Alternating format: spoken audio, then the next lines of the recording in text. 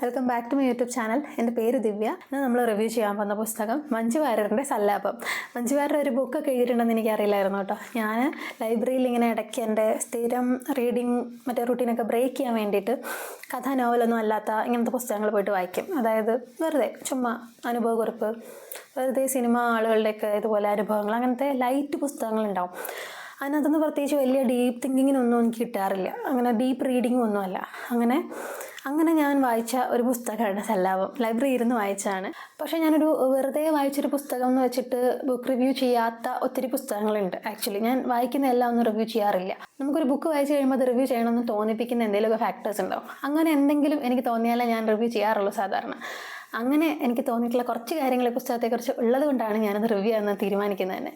പുസ്തകത്തിൻ്റെ basic details പറയാനാണെങ്കിൽ litmus ആണ് പബ്ലിഷ് ചെയ്തിരിക്കുന്നത്. ചെറിയൊരു പുസ്തകമാണ്. 102 പേജുകളേ ഉള്ളൂ. 80 രൂപയേ ഉള്ളൂ. ഒരുപാട് കണ്ടന്റ് ഇങ്ങനെ നിറച്ചൊരു ബുക്കല്ല. പെട്ടെന്ന് വായിച്ചു തീരുന്ന, ഞാൻ പറഞ്ഞില്ല, ഞാൻ ലൈബ്രറി ഇരുന്ന് തന്നെ വായിച്ചു തീർന്നൊരു ബുക്കാണ്. എന്തുകൊണ്ട് ഇതൊരു റിവ്യൂ ചെയ്യാൻ മാത്രം തോന്നിയെന്ന് ഞാൻ എന്നോട് തന്നെ ചോദിച്ചപ്പോൾ എനിക്ക് തോന്നിയത്, ഇത്തരത്തിലുള്ള പുസ്തകങ്ങൾ ഇപ്പം മഞ്ജു വാര്യറിൻ്റെ സല്ലാപം, മനോജ് കെ ജയൻ്റെ ഒരു പുസ്തകമുണ്ട്, മാതാപിതാ ഗുരുദൈവം എന്നോ അങ്ങനെ എന്തോ ഒരു ബയോപിക് മോഡലിലുള്ളൊരു ബുക്കാണ്. പിന്നെ മോഹൻലാലിൻ്റെ ഹൃദയത്തിൻ്റെ കയ്യൊപ്പ്, മമ്മൂട്ടിയുടെ ബുക്കുണ്ട് ഇങ്ങനെ ഇതുപോലെ.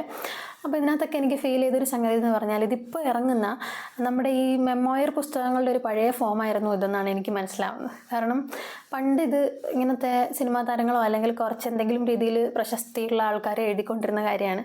ഇപ്പോൾ എല്ലാവരും, ഇപ്പം നിങ്ങൾക്ക് വേണമെങ്കിൽ നിങ്ങളുടെ ആദ്യത്തെ പുസ്തകം ഒരു മെമ്മോയർ പുസ്തകമായിട്ട് എഴുതാം. അതുപോലെ നമുക്ക് ഒരു ഐഡിയ തരുന്ന ടൈപ്പ് പുസ്തകങ്ങളാണിവ. അപ്പോൾ നിങ്ങൾക്കൊരു മെമ്മോയർ പുസ്തകമൊക്കെ എഴുതാൻ പ്ലാൻ ഉണ്ടെങ്കിൽ ഇങ്ങനത്തെ കുറച്ച് ബുക്ക്സ് വായിക്കുന്നതൊക്കെ നല്ലതായിരിക്കും തോന്നുന്നു. നമ്മളെ നല്ല രീതിയിൽ അത് ഇൻഫ്ലുവൻസ് ചെയ്യാൻ സാധ്യതയുണ്ടെന്നാണ് എൻ്റെ ഒരു മനസ്സിലാക്കൽ.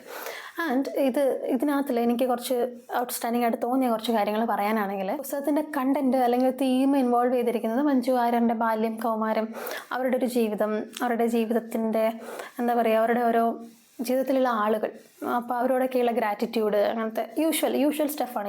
ഇങ്ങനത്തെ പുസ്തകങ്ങൾ എടുത്താൽ കാണുന്ന യൂഷ്വൽ സ്റ്റഫാണ്. പുസ്തകത്തിൽ സാധാരണ നമ്മൾ ഈ ഏതെങ്കിലും പുസ്തകം വായിക്കുമ്പോൾ അതിനകത്തിൽ ആളുകൾ പ്രസൻറ്റ് ചെയ്തിരിക്കുന്ന അവരുടെ നാടോ അവരുടെ കൂടെയുള്ള ആളുകളോ ഇങ്ങനത്തെ കാര്യങ്ങളിലേക്കൊക്കെ റിഫ്ലക്ഷൻ പോകുമ്പോൾ നമുക്ക് ഈ ആൾക്കാരെ പെട്ടെന്ന് കൂടുതൽ മനസ്സിലാവും. എഴുത്തുകാരനല്ലെങ്കിൽ ഇപ്പം ഞാൻ എൻ്റെ നാടിനെക്കുറിച്ച് പറയുമ്പോൾ, എൻ്റെ നാടിനെക്കുറിച്ച് പറയുന്നതിനിടയിൽ ഞാൻ ഉണ്ടാവുമല്ലോ. അപ്പം ഞാൻ എന്നെ എവിടെയാണ് പ്ലേസ് ചെയ്തിരിക്കുന്നതെന്ന് ഞാൻ പ്രസൻറ്റ് ചെയ്യുകയാണ്. അതുപോലത്തെ ഒരു ഭംഗി, അതായത് മഞ്ജു വാര്യർ എഴുതി വെച്ചിരിക്കുന്ന പല കാര്യങ്ങളിലും മൊത്തത്തിൽ അവരെന്ന് പറഞ്ഞാൽ അവരുടെ ആ ഒരു എന്താ പറയുക, അവരുടെ ഒരു വല്ലാത്ത എനർജി ഉണ്ടല്ലോ.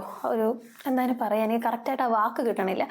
ഞാൻ ഉദ്ദേശിച്ചത്, അവരിപ്പോൾ ഇടയ്ക്കൊരു വരി എഴുതിയിട്ടുണ്ട്, തുളസിയില എടുക്കുമ്പോൾ പുല്ല് മണക്കുന്നു. പുല്ല് അവരുടെ നാടിൻ്റെ പേരാണ്, തൃശ്ശൂരുള്ള അവരുടെ സ്ഥലത്തിൻ്റെ പേരാണ്.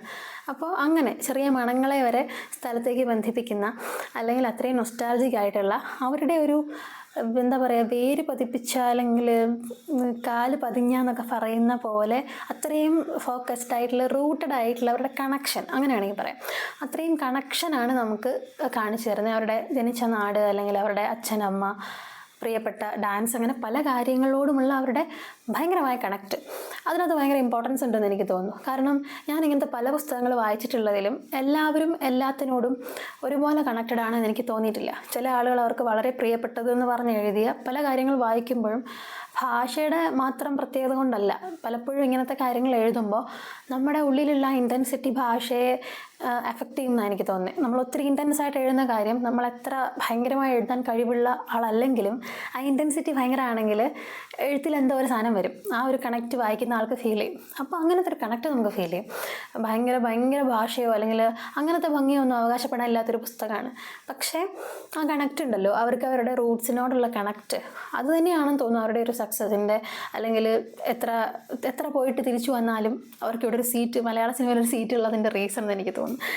അങ്ങനത്തെ ഒരു കൈൻഡ് ഓഫ് നമുക്ക് കൂടുതൽ എന്തോ മനസ്സിലാവും അതിനകത്തുനിന്ന്. എനിക്കങ്ങനെയാണ് ഫീൽ ചെയ്തത്. ഇപ്പോൾ എന്തിനും പുസ്തകം വായിക്കണം എന്ന് ചോദിച്ചാൽ ഇത് വാങ്ങി വായിക്കാനൊന്നും ഞാൻ സജസ്റ്റ് ചെയ്യുന്നില്ല. കാരണം അത്രയും ഒരു ഭയങ്കര ഡീപ്പ് തിങ്കിങ്ങിനുള്ള സ്കോപ്പുള്ള പുസ്തകമായിട്ട് തോന്നിയില്ല. സ്റ്റിൽ നിങ്ങൾ ഈ ബഹളത്തിനിടയിൽ നിങ്ങളെ മറന്നു പോകുന്നുണ്ടെങ്കിൽ, അതായത് നിങ്ങളുടെ ലൈഫിൽ ഒരുപാട് സ്ത്രീകളെ എന്ന് അങ്ങനെ ഞാൻ പറഞ്ഞുകൂടാ, എന്നാലും കൂടുതൽ സ്ത്രീകളെയാണ് ഞാൻ കണ്ടിട്ടുള്ളത്. അവരുടെ ജീവിതത്തിനിടയിൽ അവരെ തന്നെ മറന്നു. ഫാമിലി, കുട്ടികൾ, ജോലി, ബാക്കി എല്ലാത്തിൻ്റെ ഇടയിൽ ഇവരെ മറന്നു, ഇവരെ ഒന്ന് ശ്രദ്ധിക്കാൻ മറന്നു. അപ്പം അങ്ങനെ നമ്മുടെ ബഹളത്തിനിടയിൽ, സ്ത്രീകളെന്നല്ല ആരായാലും, നിങ്ങളെ തന്നെ കുറച്ച് മറന്നു പോകുന്നുണ്ടെങ്കിൽ, നിങ്ങൾക്ക് ഓർമ്മയെ വരുന്നില്ലെങ്കിൽ ഇതുപോലത്തെ പുസ്തകങ്ങൾ വായിക്കുന്നത് നല്ലതാണ്. കാരണം ഇതിനകത്തിൽ അവരുടെ അവരുടെ ഓർമ്മകൾ, അവരുടെ ബാല്യം, കൗമാരം, അവരനുഭവിച്ച വിഷമങ്ങൾ, സന്തോഷം, അവരുടെ ഓരോരോ നല്ല മെമ്മറീസ് എന്ന് വെച്ചാൽ ഒരു മനുഷ്യന് അവനെ എത്രത്തോളം ഓർത്തിരിക്കേണ്ടതുണ്ട്, അവനെ എത്രത്തോളം കണ്ടെയ്ൻ ചെയ്യേണ്ടതുണ്ട് എന്നുള്ളതിൻ്റെ ഒരു നല്ല ഓർമ്മപ്പെടുത്തലാണ് ഇങ്ങനത്തെ ഒരു റീഡ്. അതുകൊണ്ടാണ് ഞാനത് റിവ്യൂ ചെയ്യാൻ തിരഞ്ഞെടുത്തത്.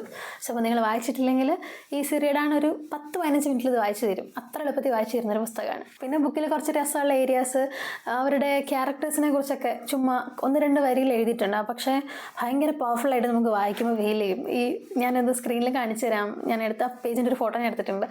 അപ്പോൾ നമുക്ക് അവരെയൊക്കെ കാണാൻ പറ്റും. ഓരോ ആൾക്കാരുടെ പേര്, അല്ലെങ്കിൽ ഇവരുടെ ഡയലോഗ്, മറ്റേ 6-ാം തമ്പുരാനിലെ ഡയലോഗ് ഇപ്പോഴും കേൾക്കുമ്പോൾ, വായിക്കുമ്പോൾ മഞ്ജു വാര്യറിൻ്റെ സൗണ്ട് നമ്മുടെ ചെവിയിൽ വരുന്നുണ്ടെങ്കിൽ ആ ഇമ്പാക്റ്റ് ഉണ്ടല്ലോ, ആ ഇമ്പാക്റ്റ്ഫുൾ ആയിട്ടുള്ള സംഗതി ഉണ്ടല്ലോ, അതേ സാധനം ഈ പുസ്തകത്തിൽ ഒരു വായനക്കാരന് അവനവനോടും, ഞാൻ ആസ് എ റീഡർ എന്നോടും അവരോടും എഴുതി വെച്ചിരിക്കുന്ന ആളോടും ഒരു പ്രത്യേക കണക്റ്റ് ഫീൽ ചെയ്യും. അതാണ് ഇതിൻ്റെ ഒരു സൂത്രം എന്ന് പറയുന്നത്. അപ്പോൾ അത്രയൊക്കെ ഉള്ളൂ. ഒരു സിമ്പിൾ പുസ്തകമാണ്. നിങ്ങൾ വായിച്ചിട്ടില്ലെങ്കിൽ ട്രൈ നോക്കുക. അപ്പോൾ വേറെ റിവ്യൂ ആയിട്ട് വരാം. Thank you for watching. By.